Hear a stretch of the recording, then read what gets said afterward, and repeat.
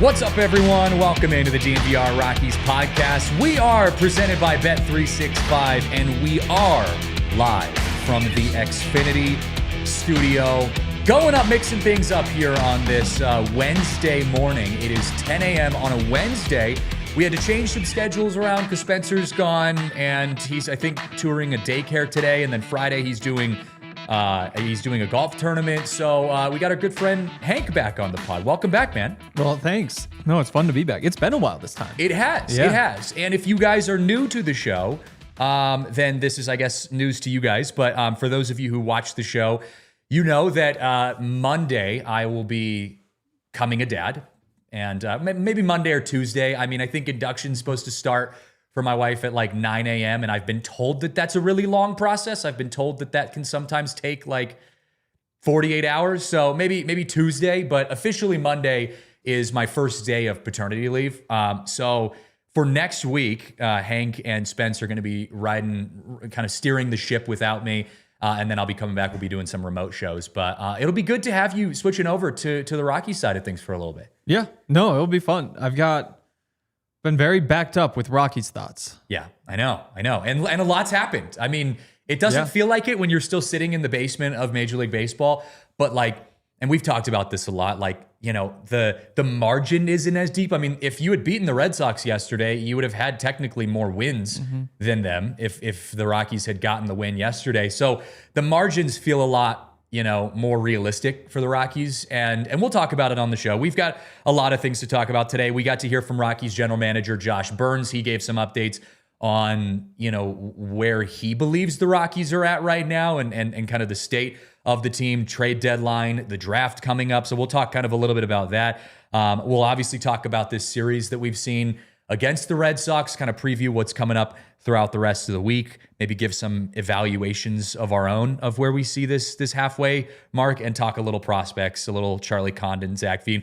It's nice to have you on the show because I feel like I get to see a different take sometimes than what we, you know, Spence and I, like we have similar conversations throughout a lot of our shows where we'll talk about the prospects. We'll talk about, you know, what should the Rockies do with Jordan Beck and Brenton Doyle. And so I'm excited to hear what your perspective is on that. But I want to start real fast with the general manager situation for the Rockies. And I don't know if you feel this way, Hank, but we were talking to Josh Byrnes yesterday, and I feel like we spend so much time thinking about like Paul DePodesta. He's the president of baseball operations. He's been a lot more like active with the media than you know, a lot of other president of baseball operations are. But I almost forget that Josh Byrnes is the general manager. Like, he is the Bill Schmidt of the Colorado Rockies. And yes, it's more unique now because the Rockies have a president of baseball operations, which they've never had. So it's kind of like this novel experience for Rockies fans. But we were talking to him yesterday, and I had to keep reminding myself, like, this is the general manager, or 2 days ago, like, this is the GM. Like, he is very much involved in all of these decisions. It's not like he's just some assistant or something like that. Like, he's the Rockies GM, and he is an integral part of the future of this team. Yeah, I mean, it's just nice to have more people in the room when you're making those decisions. And people that you can trust a little bit more. We'll play a clip here to start the show. It's about 2 minutes. It kind of gives you the main points of what Josh Byrnes was talking about in his presser. But before I even get into it, it's just, you'll hear when you're listening to this, and we were talking about this in the press box, like the competency. And I'm not saying that like Bill Schmidt and the prior administration wasn't competent at all, but just the, like, I'm trying to say this as respectfully as possible, like the literacy, you know, like being able to like speak in full sentences and just like the media savviness that we see from this new front office is a breath of fresh air. So I'm going to play this clip. from Josh Byrnes. He answered a couple questions. He gave his evaluation of the team at the halfway point and also the areas that he specifically thinks need to be improved on. It kind of gives you an overview of what he's talking about. This is Josh Byrnes talking to us 2 days ago in his presser. Almost 81. I feel like I've said it behind the scenes. I'm really encouraged by the progress. I think we still have a long way to go. I think we have to always maintain our standards as we climb out of this thing. I think for 2 months, series by series, we've been very competitive. Probably could have won more games, and in May we just weren't very good. So I'm really encouraged that we're making progress. I'm really encouraged by like the effort level and how much guys want to be better individually and as a team. And we've just got to maintain like what we're really after, which is like winning and playing in October. So we don't want to be delusional. We still got a ways to go, but I'm encouraged by the progress. What are the areas that you see specifically from your perspective that you want this organization to improve on to get back to winning? I think the game is like scoring runs and preventing runs. So to pick, like in April, we're probably better at preventing than scoring, and in June we've been better at scoring than preventing. So I think there's a lot that goes into it. We've been tested with injuries. I think pitching is always going to be a challenge here when it's tested over 6 months, and it's our daily ritual of like who's available, who's not, and so I think that sort of candidly, like to and it's been done here before, like to build a pitching staff that's playoff caliber and hopefully sustainable for several years. Not just the players, but like the methods behind it, I think is probably pretty high on the list for like what we're trying to do. When you look at your minor league system right now, it feels like there's a lack of available pitchers or big league ready pitchers statistically. How important is this trade deadline and the upcoming draft to kind of rebuild your surplus of pitchers in the system? Yeah, I think that's spot on. I think that's where we see it that way too. I think we need more upper level pitching. We've found some, in sort of various ways. Andrew Baker's about to go to AAA. We acquired him for international money. Castaño's a waiver claim, etc. Castellanos a minor league free agent.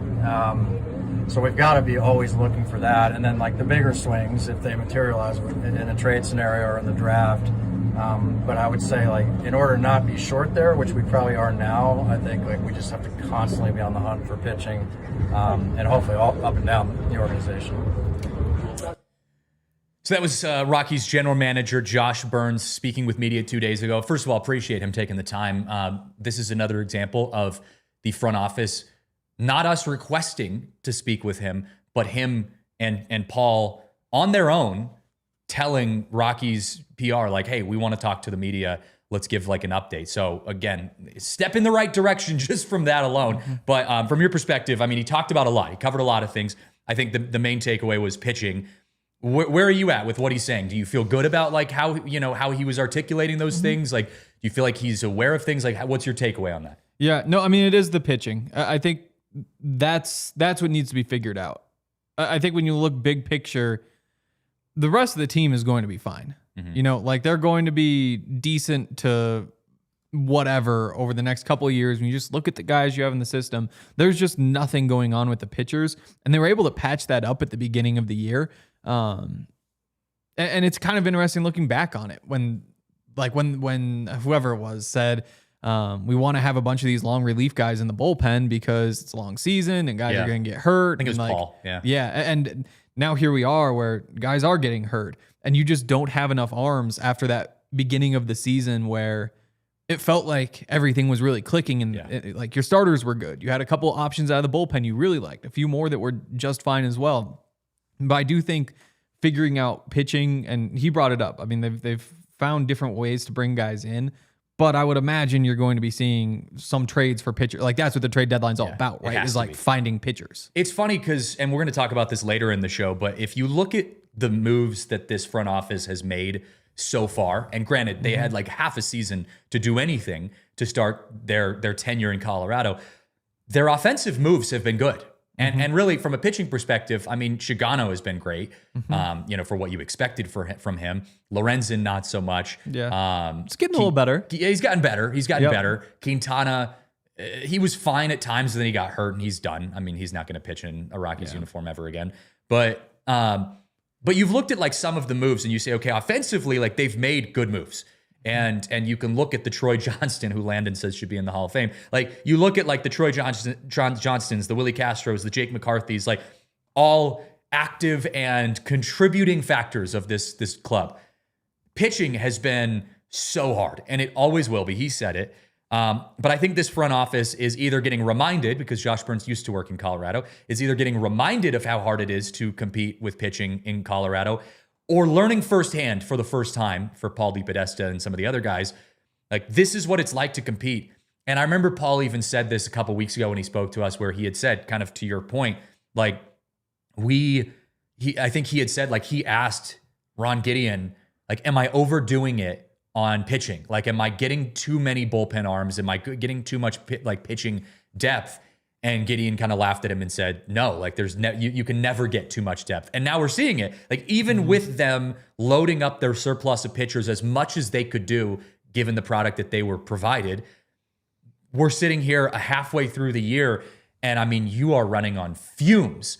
And that's putting it lightly with this pitching staff. You don't have starting pitching aside from Shigano, really, and maybe a good start or two from Feltner, Freeland. You know, you're hoping that a guy just has an on day.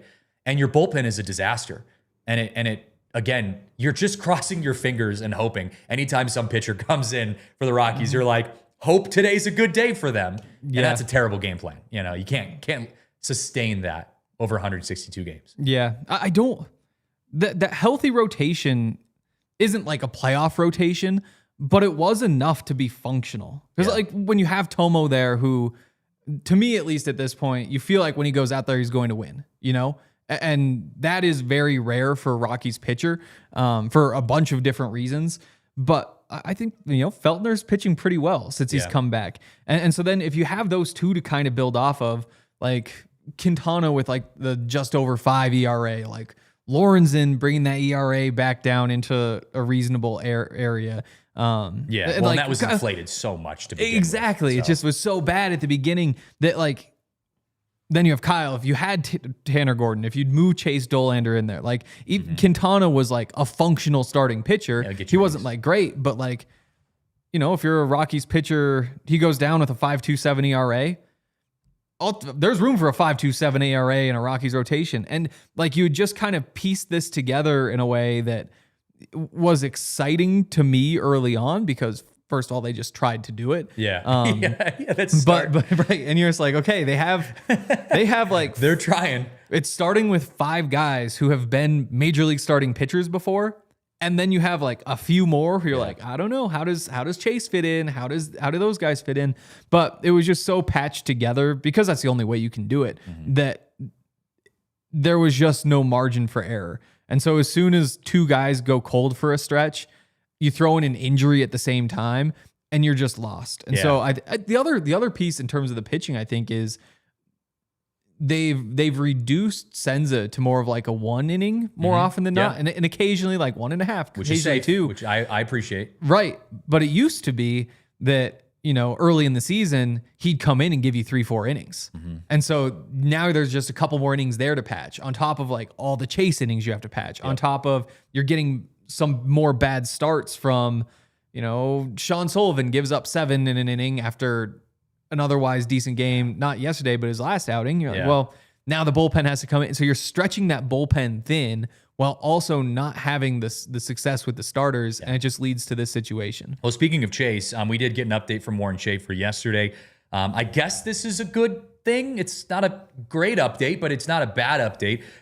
Chase Dolander underwent surgery on his right elbow on Monday. It was not Tommy John surgery. He had his elbow repaired with an internal brace, according to Warren Schaefer. He's still eyeing a 2027 comeback if there's baseball in 2027, which actually might work out in the Rockies' favor if there isn't, because it could mean that the Rockies could technically start the season if there's no baseball at the beginning of the actual year. And they could start the season with Chase Dolander back, depending on how many games they miss. But it's not Tommy John, which is a good thing, but it's still elbow surgery. You just don't know what you're going to get back. And yes, as Sunbear says, internal brace surgery takes less time, 12 to 14 months. You're looking at possibly a June comeback instead of a is he even going to pitch in 2027 comeback? So it's a silver lining situation, but I mean, again, you're putting all your eggs in one basket, hoping that Dollander is your guy. I mean, they have to have Dollander. And when Dollander goes down, and he might be down for half of next season too, you're looking around like who's got next, and that's not a good thing. It's not in a good way. No, but I mean, I think that's why this next month leading up to the trade deadline, like that's what the Rockies are trying to do. Yeah. Like that is the goal, is to go find starting pitchers. It is. And hopefully MLB ready. And if not, then hopefully close to MLB ready. But that's the other question. We got to pause for our first break. But like Spencer and I've talked a lot about like who, not specific player wise, but like general who, should the Rockies go out and try to find in the trade deadline? Should it be like, should you go restock the farm with minor leaguers? Should you go get a couple big league ready players? Like how do they approach that? So I want to get your take on that coming out of this next break. Who should the Rockies try to get during the trade deadline? Should it be big league ready pitching? How do they approach that? We'll talk about that coming up next. Well, this is the perfect time of year to give a shout out to our friends over at the Colorado Soccer Association. With the World Cup in full swing, I got my Team USA hat on right now. Colorado Soccer Association is the place to go if you're wanting to go beyond just watching the game, but also to get involved in the game. Colorado Soccer Association is the official hub for 65 plus soccer clubs across the state. They offer programs for youth players, adult players, coaches, referees, and families who just want to get involved in the game. And the cool thing about it is kids can kick off their soccer journey as early as 3. So if you've got a little one running around the house, maybe they're kicking the ball in the backyard, and you say to yourself, I want to actually get them out there, see what they can do. Colorado Soccer Association is the perfect place for you. Whether you're playing for fun, competing at the highest level, or exploring a career in soccer, there is something for everyone. So if you would like to get involved, visit coloradosoccer.org to find a club near you and be a part of the future of the game. And of course, with summer in full swing here, we got to give a shout out to our friends at Xfinity, because summer is a great time to upgrade your Wi-Fi. Maybe you're home a little bit more often. Maybe you're doing some working from home projects. Maybe you are watching TV. Maybe you're binge watching, House of Dragon, that show that just started up again on HBO. Well, you got to have Wi-Fi that's up to the task. And with Xfinity, they are not only effective, intelligent, and reliable Wi-Fi, but they've got an incredible deal going on right now. It's called their Xfinity 5-year price guarantee, where if you lock in your price today, you can pay that exact same price every month for 5 years. That's the Xfinity 5-year price guarantee. There are no hidden fees, no annual contracts, just Xfinity's best guarantee. And I can't say enough good things about Xfinity. So if you are trying to upgrade your Wi-Fi, lock in your price and unlock the possibilities with Xfinity. Learn more at xfinity.com. Xfinity, imagine that. Select plans only. Restrictions apply. Back here on the DNVR Rockies podcast presented by Bet365. And I got to ask you the question, because Spence and I kind of gave our takes on Monday about who and what we think the Rockies should go after during the trade deadline. But I want to get your take on that, specifically positionally. I mean, you've already kind of said that you think pitching, which no surprise. I mean, the Rockies need pitching. They have none. But yet, do you think that they just go get a bunch of prospects, or do you think they go out and find like a big league ready guy? Like, how old do you go if you're the Rockies? Do you go replace a veteran for another veteran? Like how old are we talking here? Yeah, I think it just depends. I think it starts with you do need prospects. Yeah. And ideally high level prospects, but you do need to just add 2 to 3 arms to wherever. It could be single A, it could be triple A, but you just need more guys on the way. I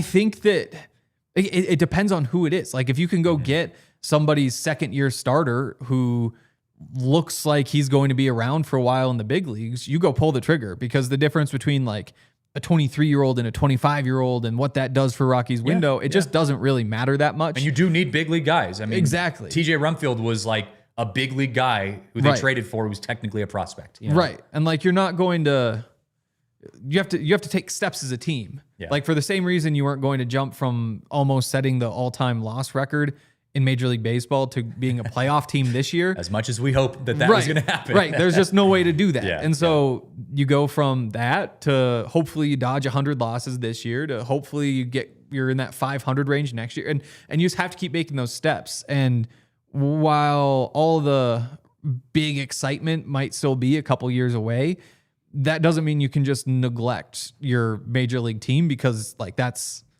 what you are, is your major league team. So I think that given just how many assets they had, like ESPN did their big board of like, they phrased it as the highest, most valuable players among those who are at least have a 10% chance of being traded this year. And the Rockies have 8 of the 100. Yeah. There's like, that's 8 guys they say have a pretty good chance of going and are also seen by other teams as right. And so when you have so many different guys who other teams are going to be interested in, like, I don't know why you can't find somebody who's either going right now, is ready to help you with your rotation right now, is in AAA and is ready to be promoted, while also getting yourself a couple of guys who've been drafted in the past 2 years who can help you out a couple years down the line. So I think there's room for all of it, but I do think that this is one of your few opportunities to go get yourself an actual starting pitcher, because I just don't buy that they're going to be going into free agency and adding anybody of consequence. No. Because a starting pitcher who you look at and say, oh, he's going to give you a 4 ERA at Coors, he's that good, he's going to be going for $25 million in free agency. So if you're really going to be doing things like trading a Mickey Moniak, go get yourself an actual asset with the asset that you're giving up, because those are some big pieces they're talking about moving on from. And we haven't talked about like this crazy series, this crazy homestand for the Rockies yet. You know, I mean, you go and put together a wild series win against the Pirates, you know, I mean, just chaotic in all forms. And then you go and you win game 1 against the Red Sox in the 9th inning, in a game in which you looked completely asleep, or at least their pitcher was just dominating you the entire game. And then you string 8 hits together. You somehow managed to piss me off in the 8th inning by the worst base running errors I've ever seen. The third base coach. I don't know who that guy is, Andy but man, Gonzalez. he's been awful all year. Yeah. And I've actually had less of an issue with Andy this year than I did last year, because last year he wasn't sending guys last year and it was pissing me off. Now that send was egregious. That 8th inning was like, it was back to back. It was. And then Willie got just a heads down play at second base. So anyways, then you come back and you win the game. I mean, you win the game. You walk it off with 8 consecutive hits. You just destroy the Red Sox fan base. Like, my point that I'm making here is that we are seeing it matters that the Rockies need to win games now. And are they going to be? They're probably going to finish as the worst team in baseball. If they're not, that's a huge victory, big picture. If they're not the worst team in baseball this year, or if they don't have the worst record in baseball. But the reality is, you have to win games now. So to the people who say you should, you're the worst team in baseball, just blow it up, trade everyone, nobody should be safe. While that works in theory, and yes, you should be more loose on who is, who you hold close to your chest and the cards that you don't want to give up. Like, the reality is, you still need to field a big league ball club. Like, the Rockies care about winning now, and there has to be this balance, this tightrope that they walk of like, we need to trade guys. We're going to have to trade value. Absolutely. If Mickey Moniak gets us a good enough return, unfortunately, Mickey's gone. If Jake McCarthy is if he is someone that you can get some good value from, like, even though he's been a great player for the Rockies after the first month, you got to move on from him.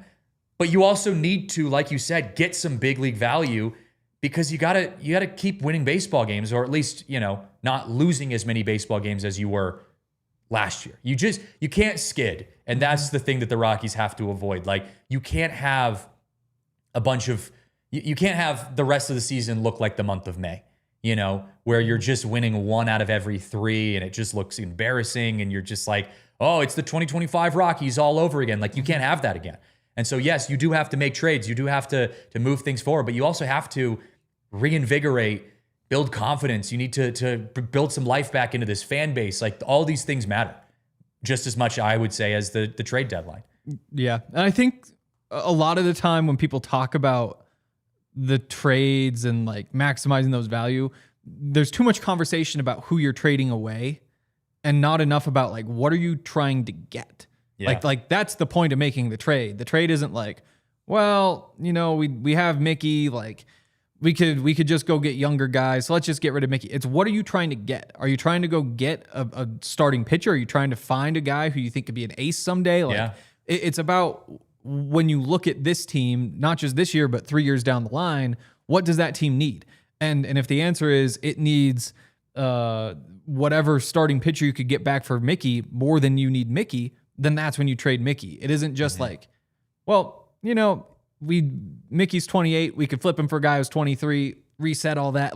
And I think that's the part that occasionally fans can get on the wrong side of. And then next thing you know, you're just like cycling, because soon that 23-year-old is the 26-year-old, and you're like, well, we're still 3 years away from winning, and we could turn this guy into a guy who's 22. And like, you're just on that treadmill if that's your thought process. The thought process has to be, how do we get better, not just how do we get younger? Well, and again, this front office has shown that they, in a limited span offseason, can put together a competent offensive lineup. It's not perfect. There are absolutely still room for improvement in this offensive lineup, as we saw pretty much this entire homestand. This Rockies offense has been kind of anemic, but they have gone out and gotten the Jake McCarthys, the Willie Castros, the TJ Rumfields, the like those kind of guys, the Troy Johnstons, in half of an offseason. So if you can do that offensively, I'm not as worried about that. It's the pitching, and you don't have any depth. You also have guys waiting in the wings in the minors offensively. You've got Charlie Condon, you've got Zach Veen, Sterling Thompson's capable. Ryan Ritter is coming back into the swing of things. Like, you've got guys ready to go in the system, but you need pitchers. So yeah, that's going to be a conversation we continue to have. How important, though, changing gears a little bit, is the draft when it comes to this rebuild for you? Because the Rockies no longer get the top 10 pick because of anti-tanking rules. So they get top 9 pick. They are getting the 10th official pick this year. How important is the draft, compared to the trade deadline in the scheme of this whole rebuild system? Because it takes a long time for guys to get called up, and it depends on if you draft a high schooler and a college guy. Like, there's a lot of factors that go into that. Yep. Yeah, no, I mean, it's very important. Like, you need to... The Rockies need to do everything right. Yes, they do. There can't be one thing that they mess up on. No, it kind of like when you're Margin this right. Anything that goes wrong feels like the Chase Dollander injury. Like, your thought is like, oh, all of a sudden 100 losses is much more possible this year. Like, because I think they're on pace.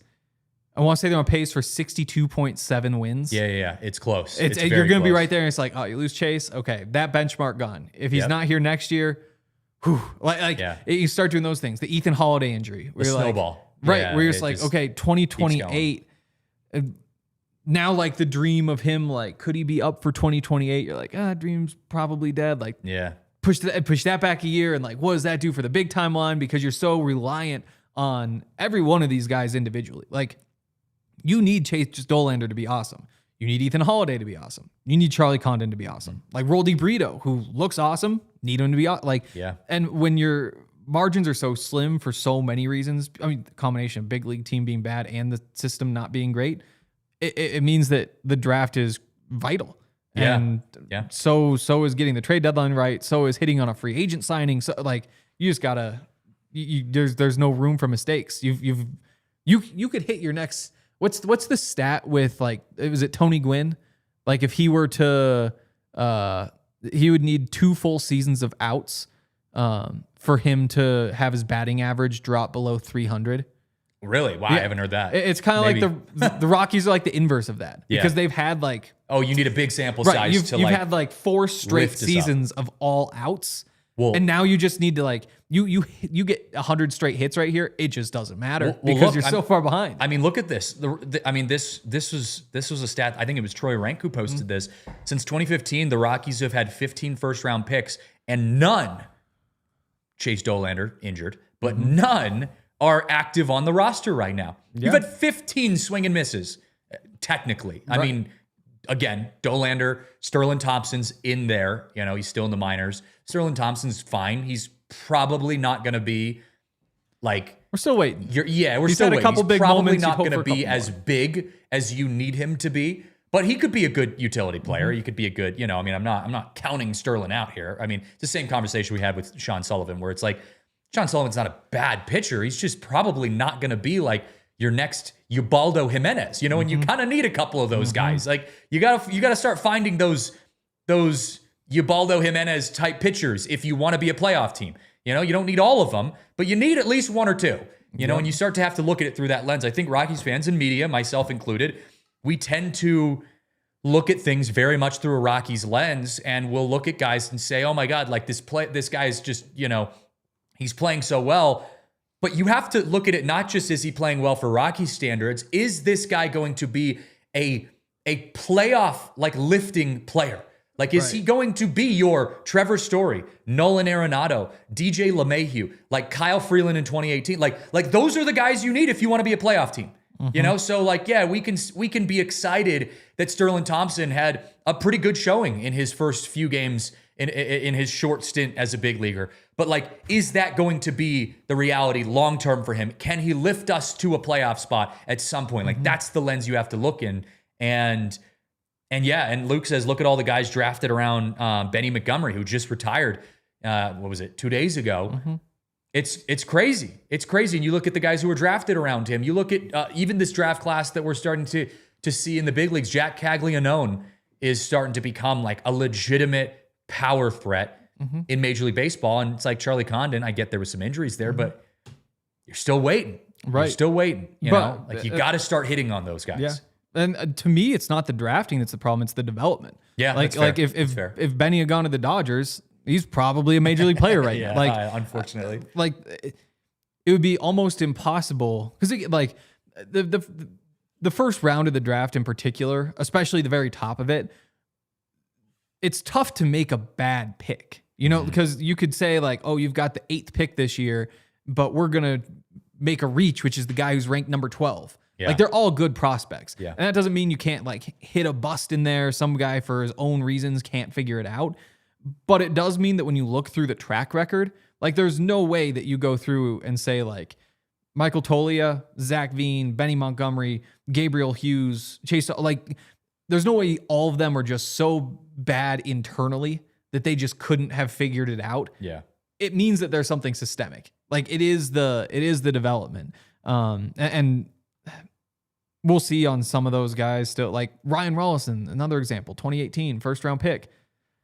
He's crushing it with the Cubs right now. Right, he leaves and he's awesome. He has 5 miles an hour on his fastball, just leaving Colorado. Right, and so that's where I think people, when we talk about like the Rockies not investing in the baseball team, it isn't not investing in payroll. That in the past few years they've had to like cut that off, and that's a new thing. But long term, it's always been they don't invest in the back end. They don't invest in the development and the like. At this point, it's like the AI stuff. You have the Dodgers hiring all sorts of guys who build like language models for them to use specifically. Yeah, like they're building the big crazy Chat GPT stuff just for them, and that's the new world where the Rockies are behind. But they're just always behind in that stuff, and it means that Riley Pint doesn't work out, and then you wind up in this situation. Brendan Rodgers, another example. Yeah, did you hear? And we got to hit our next break, but did you hear Hunter Goodman's quote? It kind of got lost in the media chaos a couple weeks ago, where he had said, "Hey, last year I didn't have the data on like the specific pitches that I was getting and all this kind of stuff," and he was like, "So now I've been able to kind of see which pitches are affecting me more and all this kind of stuff." Like, again, it was a casual comment, but we caught that and we're like, oh, okay, so they are changing things. You know what I mean? Like, that is different, because he straight up said last year I didn't have access to that data and now I do. Now Hunter needs to figure it out a little bit recently, but it's a different story altogether. There's also going to be a learning curve with that. Yeah, like if you're a 18-year-old and you're introduced to it when you're in rookie ball, and you say, okay, here's how you think about the things that you're doing. Like, here's how they are pitching you, and you get to use that and we'll build off that all the way through. That's very different than, hey, you've been a major league player for 2 years. Yeah. Guess what? Here's all this data for you to now put in your head when you've just been going up there and swinging. Like, it's crazy. It honestly explains a lot. Like, Tovar's struggling with some stuff. Sure. Like, it makes it a lot easier to understand there's all these other things that they are trying to work through. Yeah, I agree. All right, we're well past our next break, so let's hit our next break. After the break, are the Rockies harming Charlie Condon and Zach Veen by not giving them the call up to the big leagues? We'll talk about that next. Well, Bet365 is the official place to go if you are trying to get in on the betting action for the World Cup, for Major League Baseball. It's a great time to be betting on sports right now. It's always a great time to be betting on sports, but especially in the summer, baseball is one of my favorite sports to get on board with the sports betting action. And with Bet365, you can use that code DNVR365. You see it on your screen if you're watching. If you're listening, it's DNVR365. When you sign up, you place a bet for $10 and get $200 back in bonus bets. The way it works is you sign up, you make your first $10 bet, and Bet365 will send you $200 back in bonus bets, whether you win or lose. And that's a great time, because then you can roll that in, make a few more bets, make some extra money this year.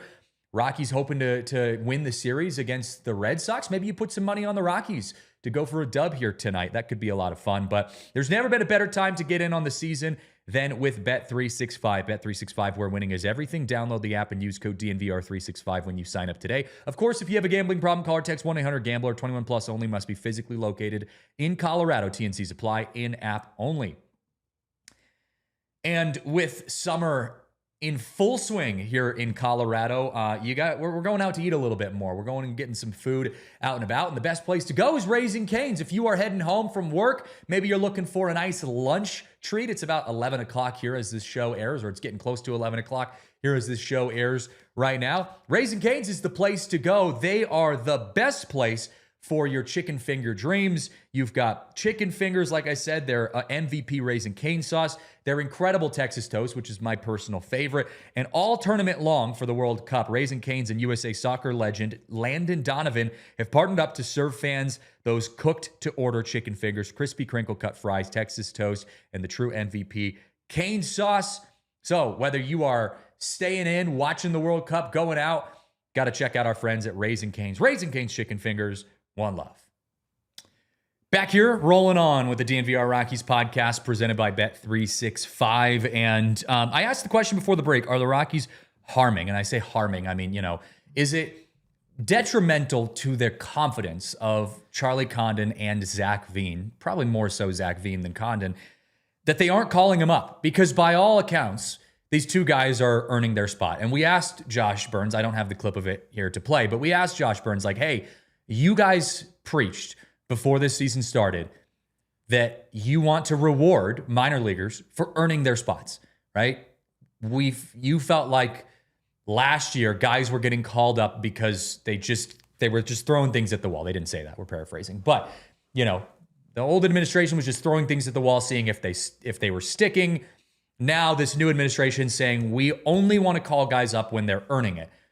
Well, the reality is right now you've got at least two guys, if not more, again, Ryan Ritter kind of in that mix as well, like Sterling Thompson too, earning their spots. Charlie Condon and Zach Veen are crushing the baseball.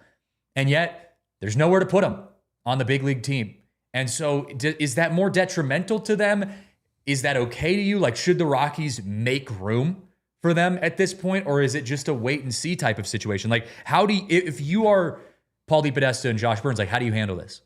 Well, to me, you work backwards. So you get the 2 extra roster spots in September. Yeah. First of all, there's that. Like, you have that kind of figured out. You've got room for 2 more guys. You would think that's Veen and Condon. Maybe there's others in the conversation, but that's kind of the starting point. You go back to the deadline, and the deadline, you would imagine an outfielder is going to be gone.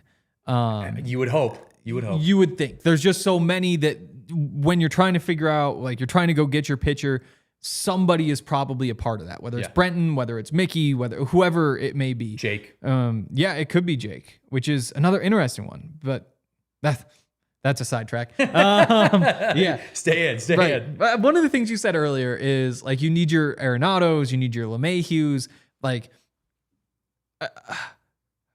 Mickey Moniak is almost there. It's like Hunter Goodman is one of those guys. Could be. Like, as of today, 243 batting average. That's dead on league average for the year. And he's 5th in home runs. Boom. There's one of those guys right there.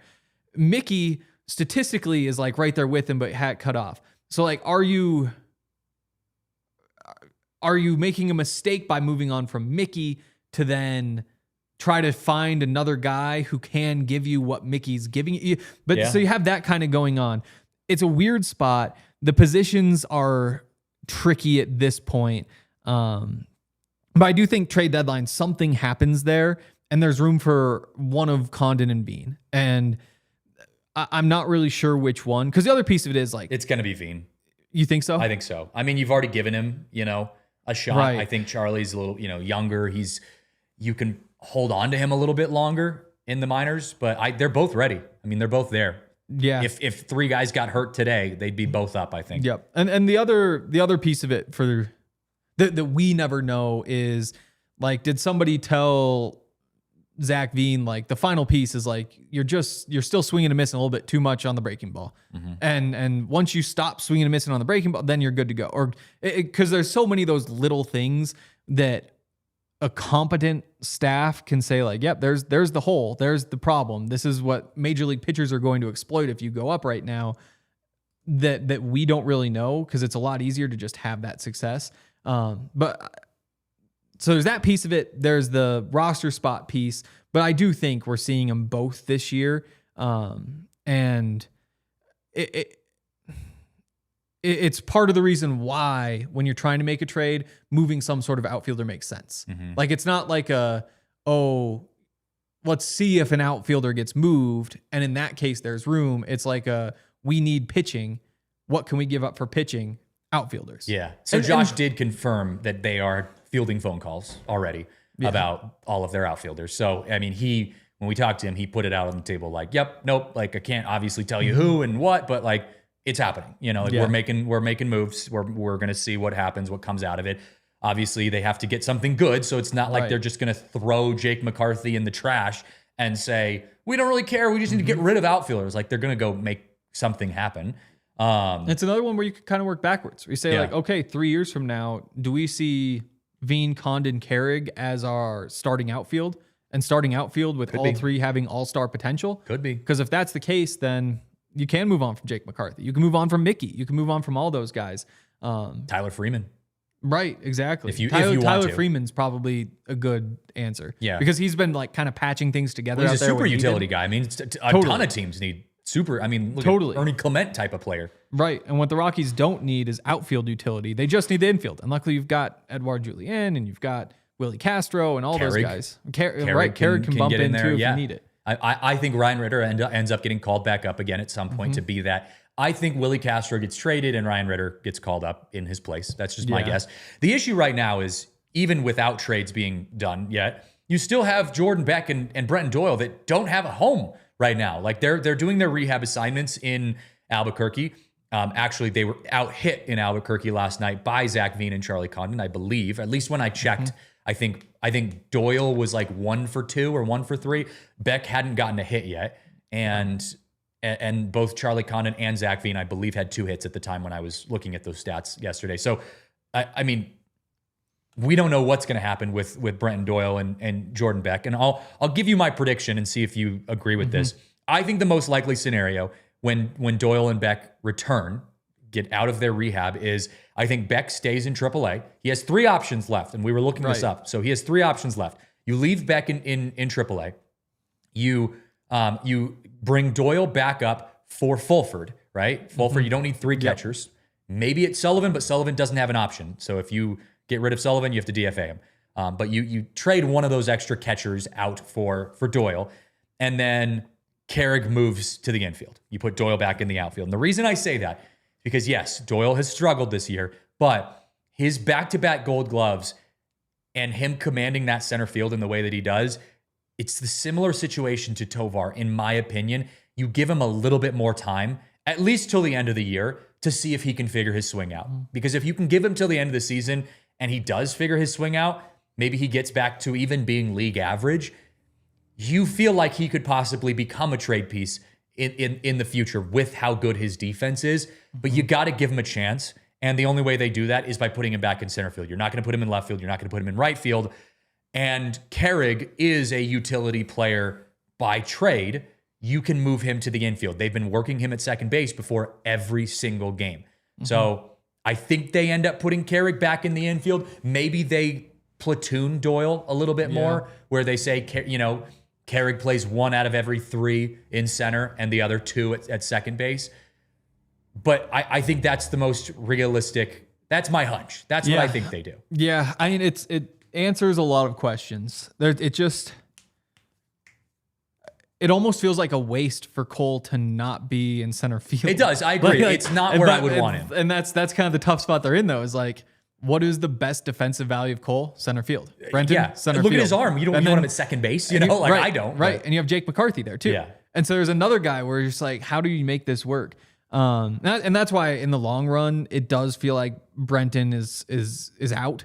Like it's tough to see a world where in some ways, Cole Carrick's value is wasted on the infield, unless maybe he's awesome in there in a way that I don't expect. And maybe he subs in at short for Tovar at some point because Tovar never figures it out, but that's kind of a leap at this point. And that's why like Brenton at some point is going to be gone. Yeah. So the question is just whether you're willing to, when the right time is. And if he turns around the second half of the season, he would be far from the first baseball player to start cold in the first half and heat up in the second half. Yeah.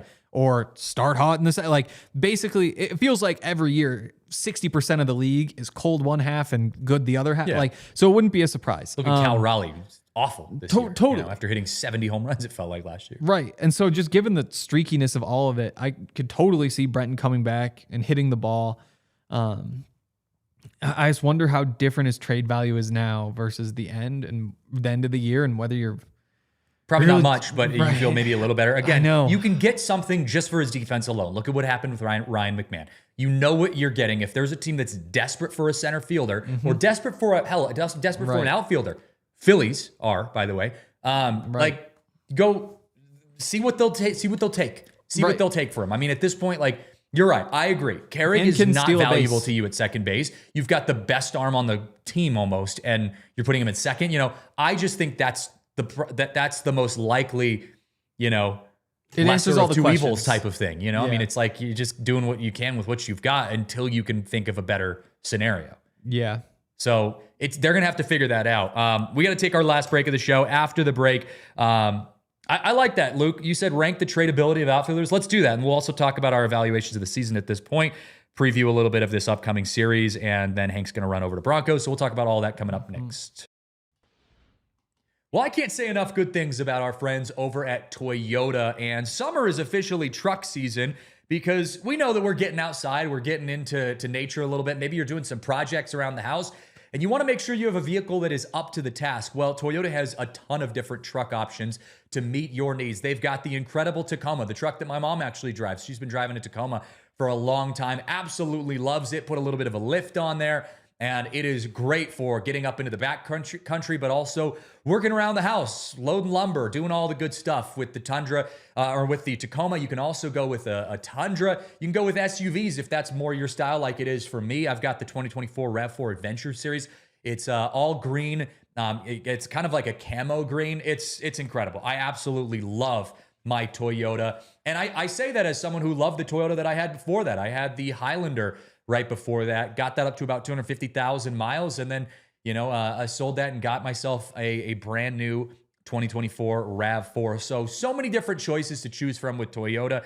And if you're looking to upgrade your vehicle, you can visit your Front Range Toyota stores at a location near you. That's AutoNation Toyota, Arapahoe and Centennial, Corwin Toyota in Boulder, Groove Toyota in Littleton, Mountain States Toyota in Denver, Stevenson's Toyota Eastern Aurora, and Stevenson's Toyota West in Lakewood. Toyota is the official vehicle of DNVR. Let's go places. And last but certainly not least, summer is a great time to make sure that you have some sunglasses that you can rely on whenever you're going outside, whenever you're hanging out with friends. And Shady Rays is the place to go. Shady Rays has incredible sunglasses. Not only do they look good, do they feel good, do they work good? I mean, the polarized part of it is great, but they're affordable and they have great customer service. Shady Rays is incredible because if you lose or you damage your Shady Rays sunglasses, you can reach out to them and they will send you a new pair for free, no questions asked. Spencer was actually just talking to me the other day and said that he broke his pair of Shady Rays. I think he said he sat on them or something like that. I don't really know exactly. But he's like, yeah, I reached out to Shady Rays. They hit me up. They sent me a brand new pair and all's right. All's right with the world. We know how many pairs of sunglasses we go through.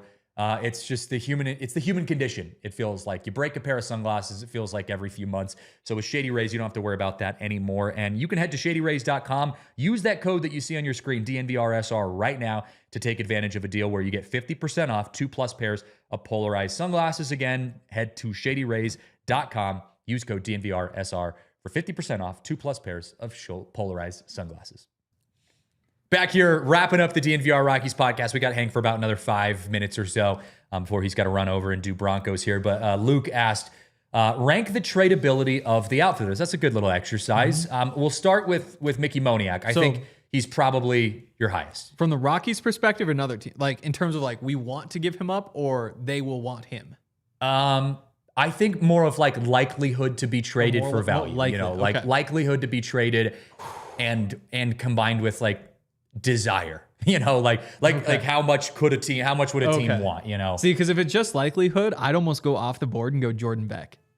Really? Yeah, just because because you're not getting much back, but instead of being like we're just going to like waste our time, like it's one of those where it's like we're going to DFA him and somebody swoops in and says cash considerations. Sure. But if you're talking I like could see that. in terms of return, then it's obviously not going to be Jordan Beck. Yeah, I'd combine like an average out of return / like likelihood of being moved. Yeah. So that's why I put Moniak Let's start first. at the very top. Let's start with it's still Condon, right? Condon 1.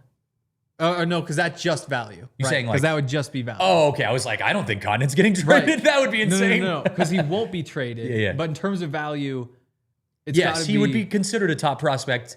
It'd be if value-wise, if he was to be traded. Do you think Veen or Moniak would get you a better return? Moniak. I think he'd have to, probably pretty significantly. Yeah, Moniak's an all-star. Right, I mean, he's an all-star with a year left of control. Right.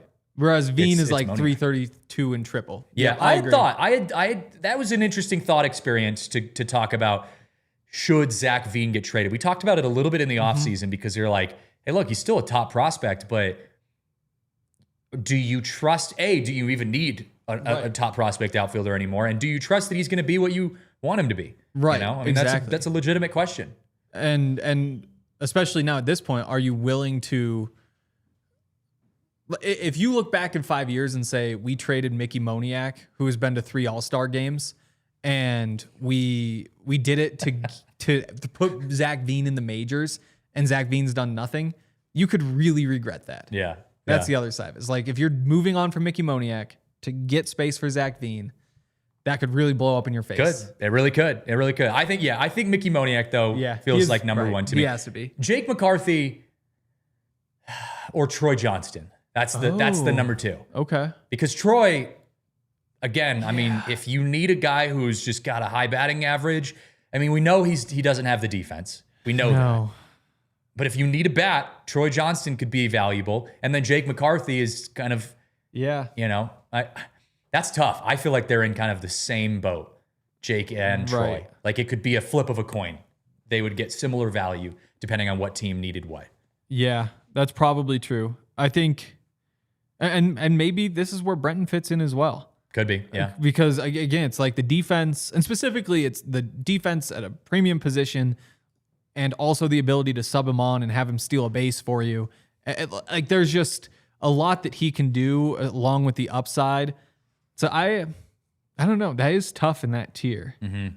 Yeah, and I know Tyler Freeman kind of gets thrown in the mix here because he's technically an outfielder. Right. That's kind of how I feel about Troy Johnson. It's actually too. So funny because Tyler Freeman like gets overlooked as an outfielder, but he's behind like Doyle and Carrig. He has the best arm. He has the next best arm for the Rockies in the outfield, which is shocking to me. That Jake McCarthy, as good as he is in everything else he does, man. Oh my God.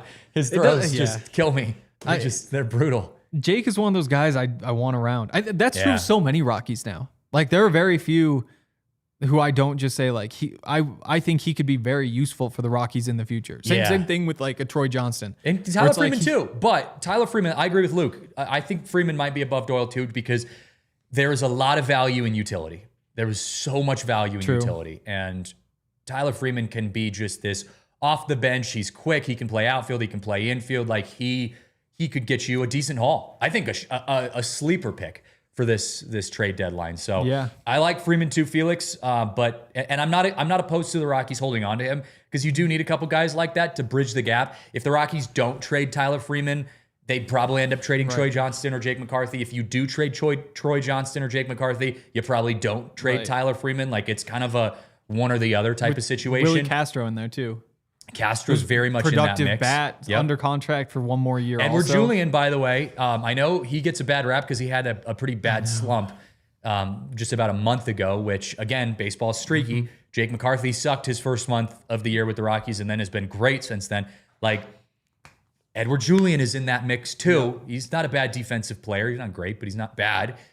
He's probably less valuable than Tyler Freeman, but he could get something. Yeah. And that reminded me of one last thing. So that whole run that the Rockies put together, the 8 straight hits, it started when they subbed all those lefty bats in. Yep. Because so obviously Red Sox started the lefty, and so you had all those. As soon as you sub in all of your lefty bats, when the right-handed pitcher comes in, that's when they get hot with, like, I think Mickey got a hit in there, Edouard got a hit in there, Troy Johnson didn't go as part of that, right? Yep. And so I do think that I wouldn't mind, maybe you're platooning just a little too much. Yeah, maybe a little bit. All right, I know you got to get to Broncos. Yeah, it's probably that time. Yeah, this is probably the time for you. Hank's going to be hanging out with us pretty much throughout the give or take, throughout the next couple months or a couple weeks, I should say, as we get ready for this baby. But I wanted to, we were talking about like decisions. I'll wrap up the show here over the next 4 minutes or so.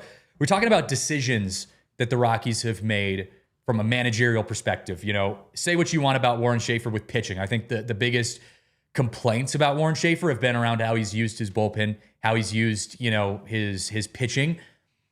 But I think offensively, he's done a pretty good job of like planting in guys when they need to be planted. And I know we're a little bit more pro Warren Schaefer here on this show. I know you could make the argument that like you could nitpick some of the decisions. I think given what he's been tasked with working with this year, like you look at the roster that the Rockies have and you think like this is what he has to work with. I think he's done a pretty good job. And I think you have to look beyond just like the in-game decisions, because don't get me wrong, if this Rockies team was a playoff team right now, we would be analyzing like with a microscope every decision that Warren Schaefer makes, good or bad.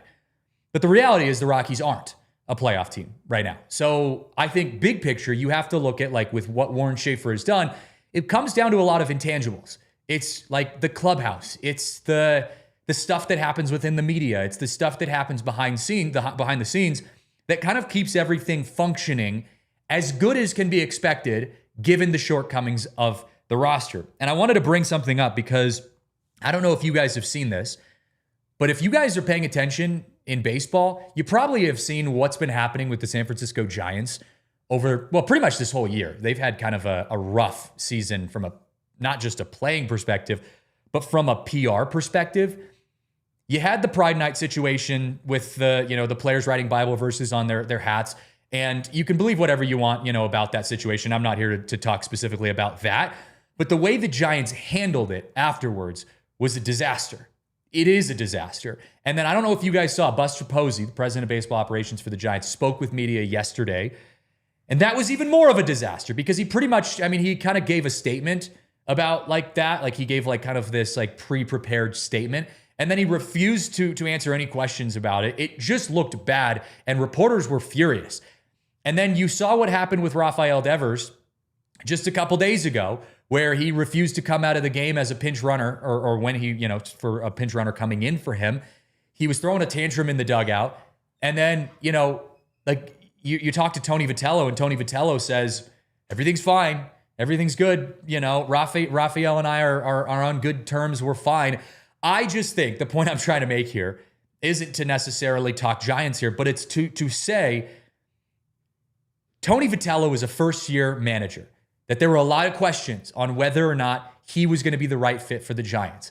And he is very similar in his makeup of a manager as Warren Schaefer. He's a young, athletic, energized players coach, players manager. And I think, whether it's his fault or not, Tony Vitello's struggling right now to control the Giants clubhouse. He's struggling to put together a winning baseball team. And Warren Schaefer, if you look at what he's done with the Rockies, yeah, the Rockies are still the worst team in baseball, and you can nitpick his decisions, and all of that's fair. But everything behind the scenes, like the players have his back. There is not a single player in that clubhouse that I could see, that I've been around, that I talked to, that doesn't 100% have Warren Schaefer's back and would listen to anything that he told them to do. So I just wanted to throw a little bit of perspective out there for us, because it is a lot harder than people think to control big league rosters and to control a team that's rebuilding by all accounts. I mean, this is a team with the Rockies that's rebuilding. This is a team with the Giants that's trying to rebuild, albeit in a different way. So anyways, I just wanted to kind of draw the comparison between the two, because I do think it's interesting to see the job that Tony Vitello's doing in San Francisco compared to what Warren Schaefer's doing in Colorado. And I think it puts into perspective some of what we've seen here. And then the last thing I'll say is, I don't know if you guys saw this either, but Craig Breslow, I think he's the general manager. I believe that's his title. I know he's the top front office of the Red Sox. He said yesterday that the Red Sox are not considering themselves out of playoff contention, despite having a record of 32-45, basically one win more than the Colorado Rockies. So does that mean that the Rockies could still be in playoff contention? I mean, the Red Sox are saying, hey, we're not blowing it up. We're not rebuilding. 32-45, we could turn things around. We could become a playoff team.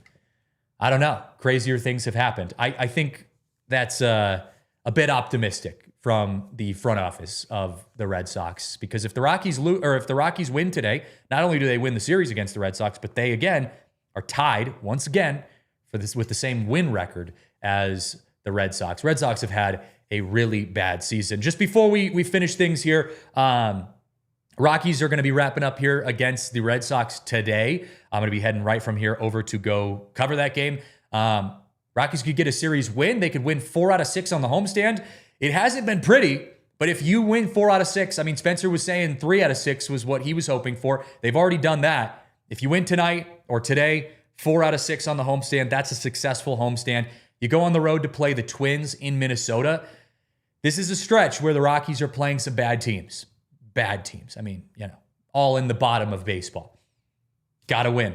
You got to go get those wins. So I'm hoping for a win tonight or today against the Red Sox, and then keep that momentum rolling on the road against the Twins. All right, guys, I'm wrapping things up here on the show. Thank you guys for watching. I appreciate you as always. Again, I am going to be gone all next week in the trenches of newborndom. So wish me luck. Spencer and Hank are going to be holding down the show. I think it's going to be Monday and Thursday because of that going into the holiday weekend. No shows are going to be on Friday. So Monday and Thursday at 10. Enjoy the show with Spencer and Hank. Then I'll be back after that week to keep things rolling. Thank you guys as always for watching. We'll wrap things up here on the show. This has been the DNVR Rockies podcast presented by Bet365. Peace. We all silly like the mayor.